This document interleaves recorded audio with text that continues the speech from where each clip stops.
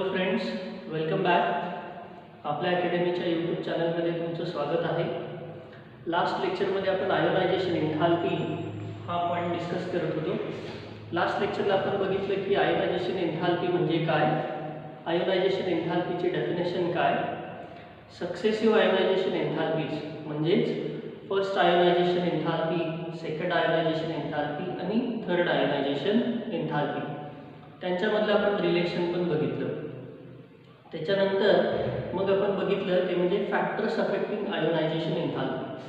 Factors affecting ionization एन्थाल्पीमध्ये आपण बघितलं ॲटॉमिक रेडियस किंवा ॲटॉमिक साईज आपण म्हणतो त्याला. त्याच्यानंतर आपण बघितलं की न्यूक्लिअर चार्ज कसा अफेक्ट करतो आयोनायझेशन एन्थाल्पीला, आणि मग आपण बघितलं की स्क्रीनिंग इफेक्ट कसा अफेक्ट करतो. आज आपण आणखी एक फॅक्टर डिस्कस करणार आहे. कालच्या लेक्चरला आपण आणखी बघितलं की इलेक्ट्रॉनिक कॉन्फिगरेशन सुद्धा आयोनायझेशन एन्थाल्पीला थोड्याफार प्रमाणात अफेक्ट करतं. आयोनायझेशन एन्थाल्पीला अफेक्ट करणारा आणखीन एक फॅक्टर आहे, तो म्हणजे ऑक्सिडेशन स्टेट्स.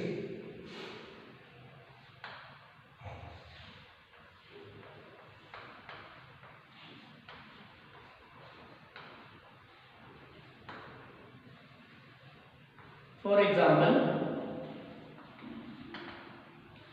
आयर्न आहे Fe3 ऑक्सिडेशन स्टेटमध्ये आणि आयर्न आहे Fe2 ऑक्सिडेशन स्टेटमध्ये. एक आहे Fe3 मध्ये आणि एक आहे 2 मध्ये. समजा मी याच्याकडचा इलेक्ट्रॉन रिमूव्ह करणार आहे, मग Fe3चं कन्वर्जन होणार Fe4 मध्ये आणि एक इलेक्ट्रॉन रिमूव्ह होणार. समजा मी याच्यातला इलेक्ट्रॉन रिमूव्ह करणार आहे, Fe2 प्लसचं कन्वर्जन होणार Fe3 प्लसमध्ये आणि इलेक्ट्रॉन रिमूव्ह होणार. मग आता बघा, इथं सुद्धा इलेक्ट्रॉन रिमूव्ह झाला एकच, इथं सुद्धा इलेक्ट्रॉन रिमूव्ह झाला एकच. पण इथं लागणारी आयोनायझेशन एन्थाल्पी आणि इथं लागणारी आयोनायझेशन एन्थाल्पी वेगळी असणार आहे. कशी वेगळी असेल बघा, सोपा हिशेब सांगतो.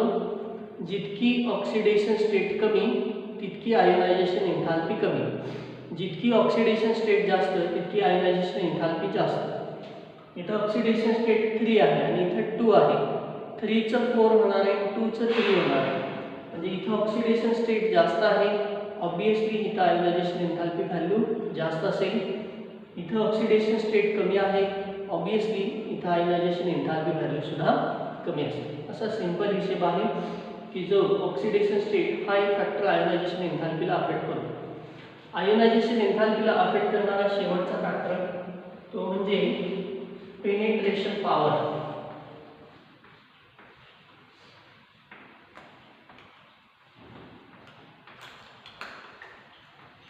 Of orbitals.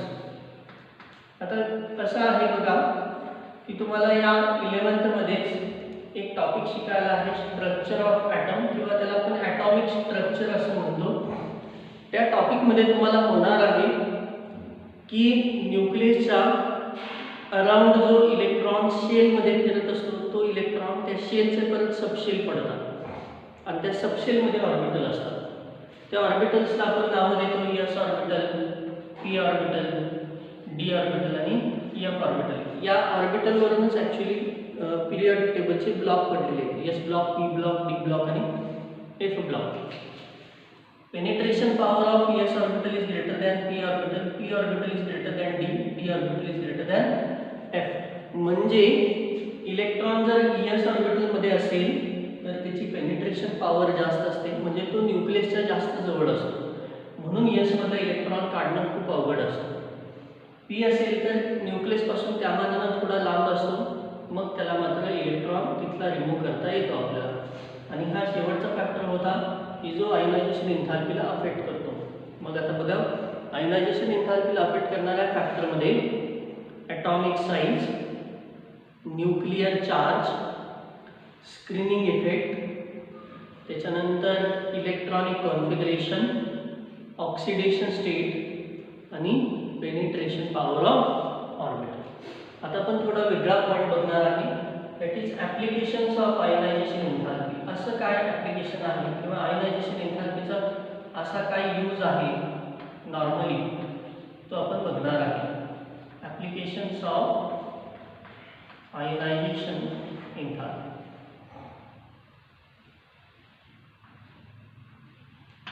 बघा, आयोनायझेशन एन्थाल्पीचं पहिलं ॲप्लिकेशन असं आहे बघा की आपण म्हणतो की पिरियॉडिक टेबलमध्ये इलेमेंटमध्ये ब्रॉडली दोन इलेमेंट असतात, एक मेटॅलिक आणि दुसरा नॉन मेटॅलिक. मग आपण आयोनायझेशन एन्थाल्पीचा उपयोग करून मेटॅलिक कॅरेक्टर शोधू शकतो. आयोनायझेशन एन्थाल्पीचा उपयोग करून मेटॅलिक कॅरेक्टर शोधू शकतो. बघा, मी सिंपल असं म्हणतो की मेटॅलिक कॅरेक्टर किंवा आयोनायझेशन एन्थाल्पी म्हणतो. Ionization enthalpy is inversely proportional to the metallic character. मग चला कसं सांगणार, जितकी आयोनायझेशन एन्थाल्पी व्हॅल्यू जास्त तितकं मेटॅलिक कॅरेक्टर कमी, जितकी आयोनायझेशन एन्थाल्पी व्हॅल्यू कमी तितकं मेटॅलिक कॅरेक्टर जास्त. आता दोन इलेमेंट तुम्हाला दिले, दोन्ही इलेमेंटची तुम्हाला समजा नावच सांगितली नाही आणि दोन आयोनायझेशन एन्थाल्पीच्या व्हॅल्यू दिले.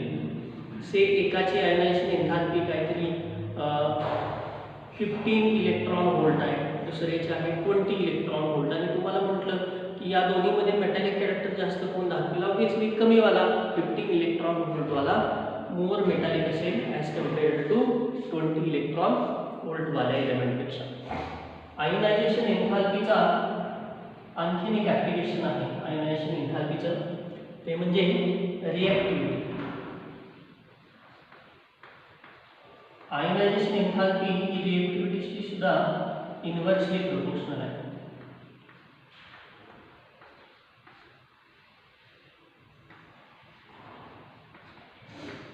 जितकी आयोनायझेशन एन्थाल्पी कमी तितकी रिॲक्टिव्हिटी जास्त, जितकी आयोनायझेशन एन्थाल्पी कमी तितकी रिॲक्टिव्हिटी जास्त.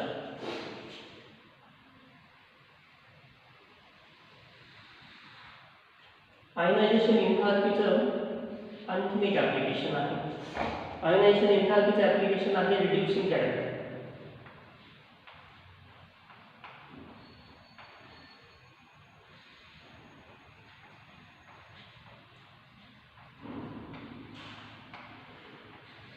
बघा, आयोनायझेशन एन्थाल्पी जेवढी कमी असेल तेवढं रिड्युसिंग कॅरेक्टर जास्त असतं.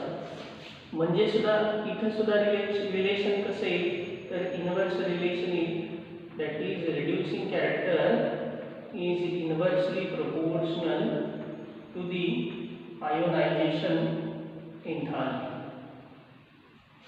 आयोनायझेशन एन्थाल्पीचं आणखी काय ॲप्लिकेशन आहे तर बघा, हे महत्त्वाचं ॲप्लिकेशन आहे स्टॅबिलिटी ऑफ ऑक्सिडेशन स्टेट्स.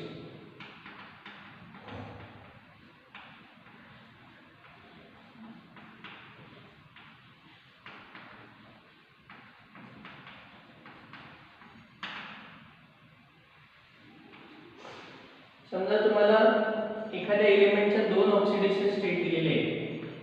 से एक इलेमेंट +1 मध्ये आहे आणि दुसरा इलेमेंट +2 मध्ये आहे, आणि या दोन आयोनायझेशन एन्थाल्पीतला डिफरन्स तुम्हाला जर मोजला तुम्ही आणि तो डिफरन्स 16 इलेक्ट्रॉन व्होल्टपेक्षा जास्त आला किंवा इक्वल टू आला तर lower oxidation state is stable. म्हणजे जर दोन ऑक्सिडेशन स्टेटमधला तुम्हाला डिफरन्स दिला असेल किंवा दोन ऑक्सिडेशन स्टेट दिले असतील, त्यांच्या व्हॅल्यू दिल्या असतील, तर दिलेल्या व्हॅल्यूची सबट्रॅक्शन करून बघायचं. Subtraction greater than 16 electron volt किंवा इक्वल टू 16 इलेक्ट्रॉन व्होल्ट आलं तर लोअर ऑक्सिडेशन स्टेट स्टेबल असते. दुसरा रूल बघा, परत तसंच म्हणतो मी, एक लोअर ऑक्सिडेशन स्टेट आहे आणि एक हायर ऑक्सिडेशन स्टेट आहे. या दोन्ही मधला डिफरन्स जर लेस दॅन 11 इलेक्ट्रॉन व्होल्ट आला तर मात्र हायर ऑक्सिडेशन स्टेट स्टेबल असते.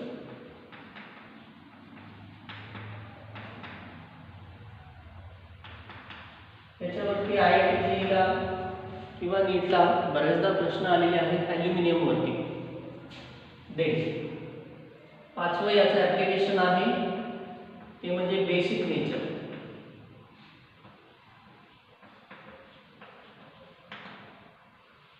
बघा बेसिक नेचर म्हणजे काय, तर असं आहे की जितकी आयोनायझेशन एन्थाल्पी कमी असते तितकं बेसिक नेचर जास्त असतं. म्हणजे इथं सुद्धा इनव्हर्स रिलेशन असेल, जितकी आयोनायझेशन एन्थाल्पी कमी तितकं बेसिक नेचर जास्त.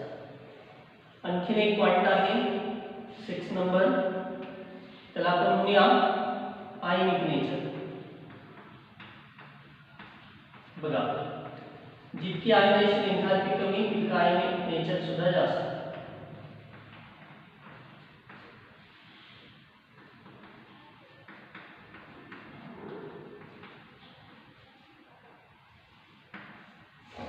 से पोटॅशियम आहे, आयोनायझेशन एन्थाल्पी कमी आहे, त्याचे कंपाऊंड आयनिक असतात. आणि शेवटीचं that is nature of hydroxide. हे एक आयोनायझेशन एन्थाल्पीचं आणखी एक ॲप्लिकेशन आहे. तर मी असं म्हणेन बघा की लो आयोनायझेशन एन्थाल्पी असेल तर हायड्रॉक्साईड हे बेसिक असते. हाय आयोनायझेशन एन्थाल्पी असेल तर हायड्रॉक्साईड हे ॲसिडिक असते. आणि आयोनायझेशन एन्थाल्पीची व्हॅल्यू मीडियम असेल तर हायड्रॉक्साईड हे एम्फोटेरिक असते.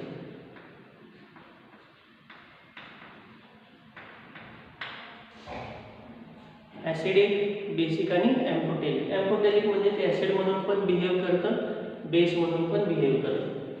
हे होतं बघा applications of ionization enthalpy. Quickly revise करतो. आयोनायझेशन एन्थाल्पीवरून एखादा एलिमेंट मेटल आहे का नॉन मेटल आहे हे अंदाज लावता येतो. जितकी आयोनायझेशन एन्थाल्पीची व्हॅल्यू कमी तितका तो एलिमेंट मेटॅलिक जास्त, आणि जितकी आयोनायझेशन एन्थाल्पीची व्हॅल्यू जास्त तितका तो नॉन मेटॅलिक असतो. त्याच्यानंतर रिएक्टिव्हिटी, जितकी आयोनायझेशन एन्थाल्पीची व्हॅल्यू कमी तितकी रिएक्टिव्हिटी जास्त. त्याच्यानंतर रिड्युसिंग कॅरेक्टर, जितकी आयोनायझेशन एन्थाल्पीची व्हॅल्यू कमी तितकं रिड्युसिंग कॅरेक्टर जास्त. नंतर ऑक्सिडेशन स्टेट ठरवता येईल की बाबा लोअर स्टेबल असेल का हायर स्टेबल असेल. B+1 +2 घेतले तुम्ही +3 +4 सुद्धा कन्सिडर करू शकता. तुम्हाला फक्त व्हॅल्यू दिलेली असायला पाहिजे, त्यातला डिफरन्स चेक करायचा. दोन ऑक्सिडेशन सक्सेसिव्ह पाहिजे +1 आणि +3 असं नाही, +1 +2. सक्सेसिव्ह ऑक्सिडेशन स्टेट्समधला difference greater than 16 electron volt किंवा इक्वल टू 16 इलेक्ट्रॉन व्होल्ट असेल तर लोअर ऑक्सिडेशन स्टेट स्टेबल असते.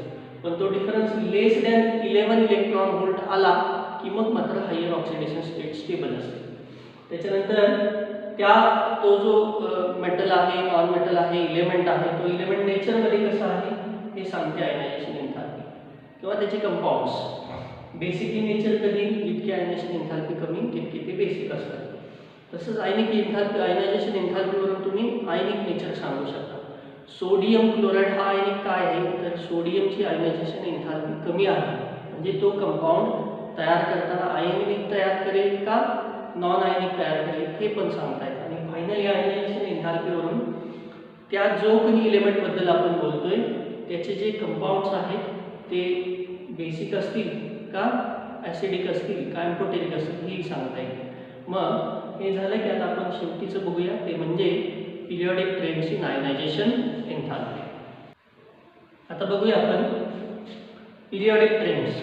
या आधीच्या पण लेक्चरमध्ये आपण बघितले की पिरियॉडिक ट्रेंड्स म्हणजे काय असतं तर पिरियॉडिक टेबलमध्ये आपण टॉपपासून बॉटमला आणि लेफ्टपासून राईटला ज्यावेळी विचार करून तेवढी आयोनायझेशन एन्थाल्पी कशी असेल.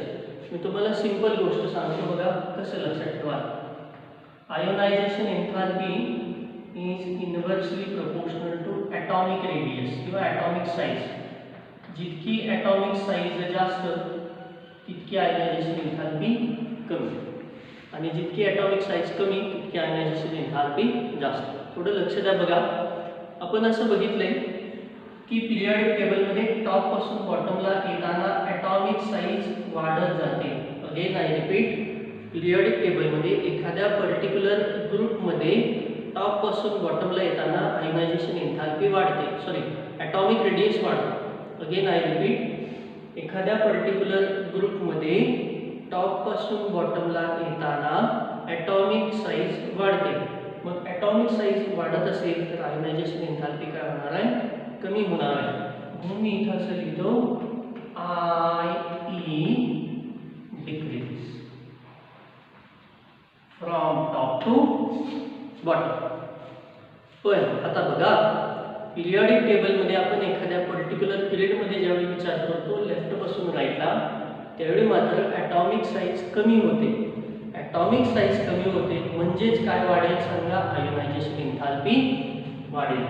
म्हणजे लेफ्ट पासून राईटला जर तुम्ही हळूहळू मूव्ह होत गेला एखाद्या पर्टिक्युलर पिरियडमध्ये, तर ionization enthalpy increases, ionization enthalpy वाढत जाणार आहे. इन जनरल बोलतो मी आता, टॉप पासून बॉटमला आयोनायझेशन एन्थाल्पी व्हॅल्यू कमी होत जाते एखाद्या पर्टिक्युलर ग्रुपमध्ये, पण लेफ्ट पासून राईटला जाताना आयोनायझेशन एन्थाल्पी मात्र वाढत जाते एखाद्या पर्टिक्युलर पिरियडमध्ये. इथं आपला आयोनायझेशन एन्थाल्पी हा पॉईंट संपला.